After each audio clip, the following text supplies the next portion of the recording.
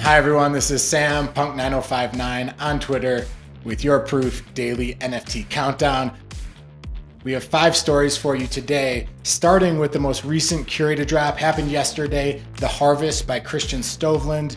Now this is interesting for a lot of reasons, but the biggest reason is that it absolutely caught fire. It has already done more volume in less than 1 day than any of the prior 7 curated art drops have done over the course of their lifetime. Now, some of these dropped as early as September 2022. None of these were dropped in 2023, so they've all been around for at least a month. But still, The Harvest in less than 1 day has already done more volume than any of them. A reminder, curated art blocks are the projects that the curation board of the art blocks team selects. So they're quite selective and only 1 to 2 drop per month.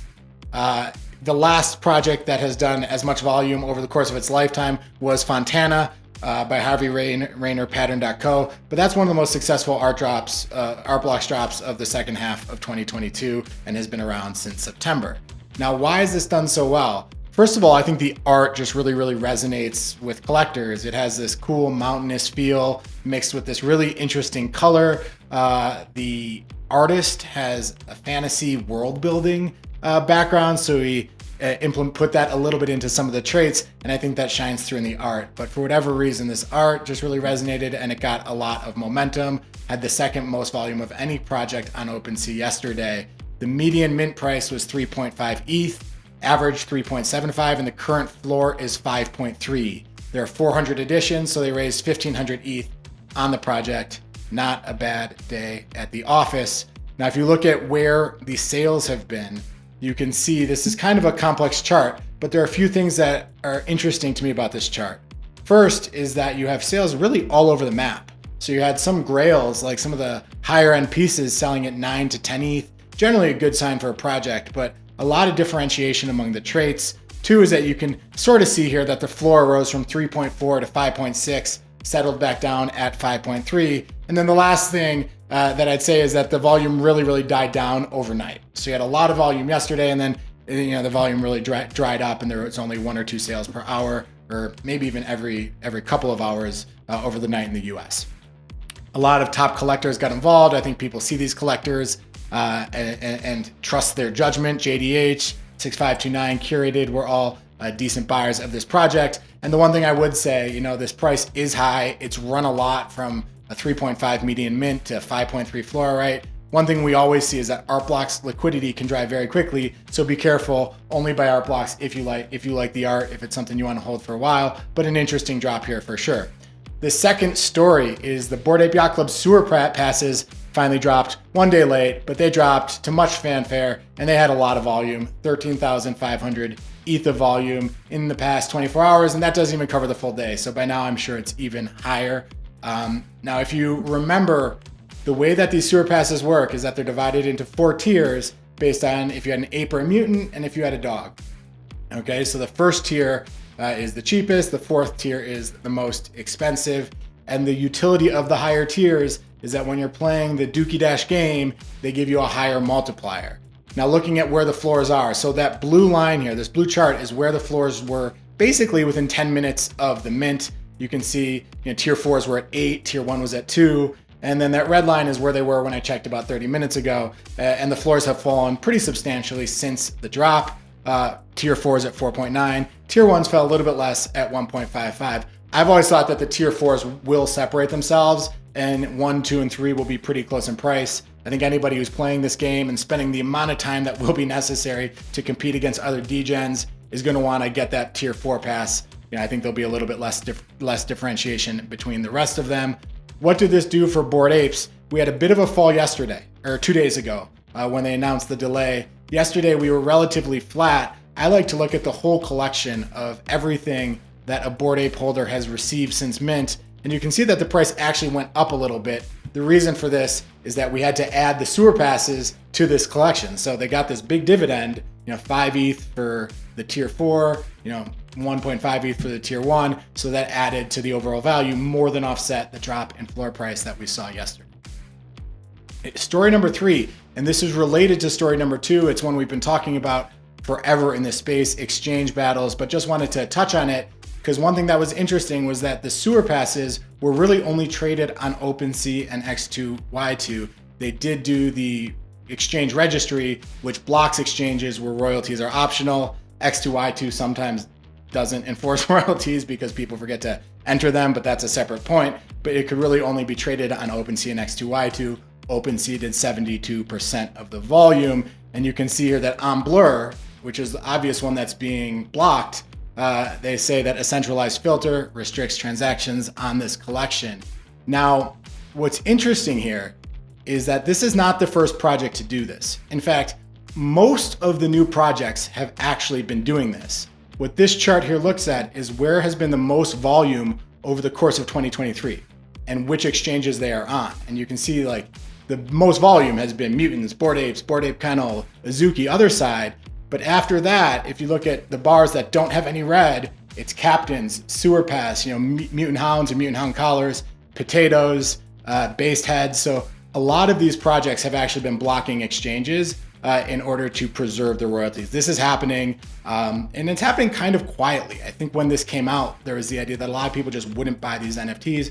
Perhaps that's happening. We don't know how much more volume Sewer Pass would do if there weren't perhaps people not or boycotting because they block certain exchanges.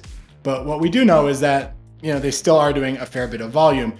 Now, what I think is interesting is if you look at this next chart, what this chart looks at is the projects that have received the most in royalties in 2023.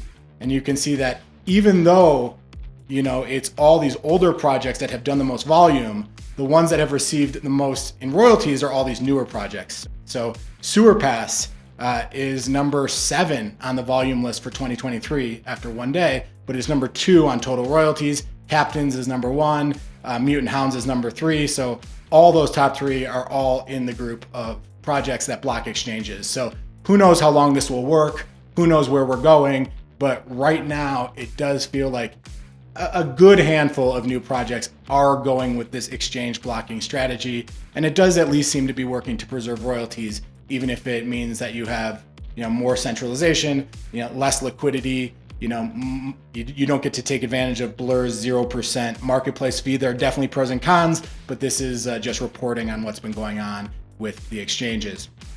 Number 4, notable art sales. There were 4 notable art sales that I wanted to mention today. One is that Ringers sold for 85 ETH. If you look at the floor price here, you can see the floor is around 55. So this was at a good 50% premium to the floor.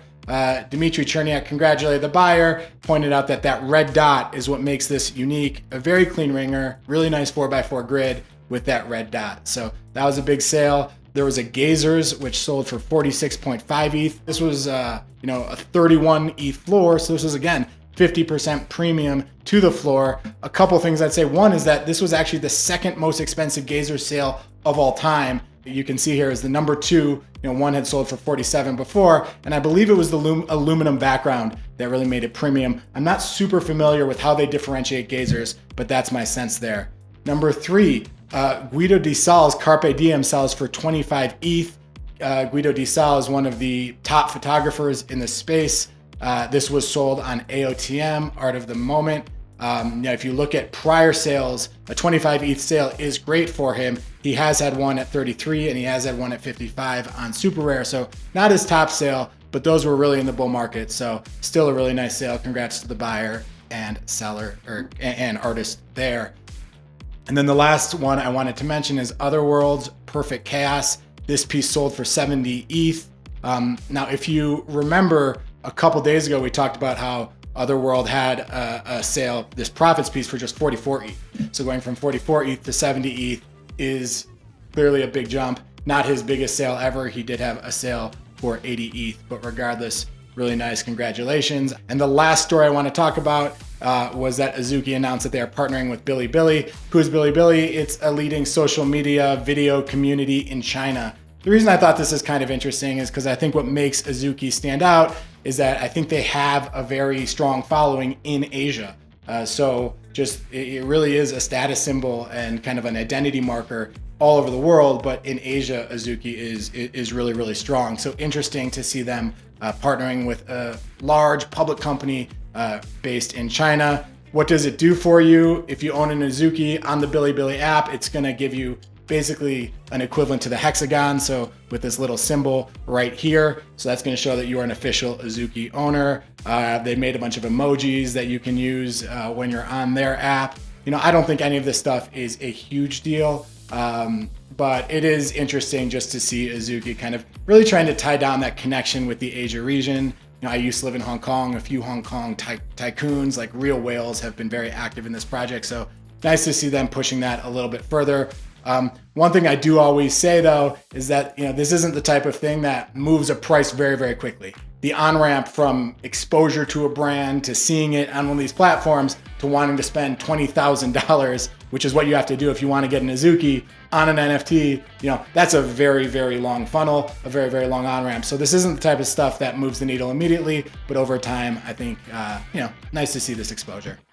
That's all for me. That's all for me today. We're now on pretty much every podcast provider. So if you want to subscribe and get those alerts, go to Proof Daily NFT Countdown on Spotify, on Overcast, on Apple Podcasts, wherever you get your podcast, you can get it there. Like the video if you like it. We will see you tomorrow, and have a good day.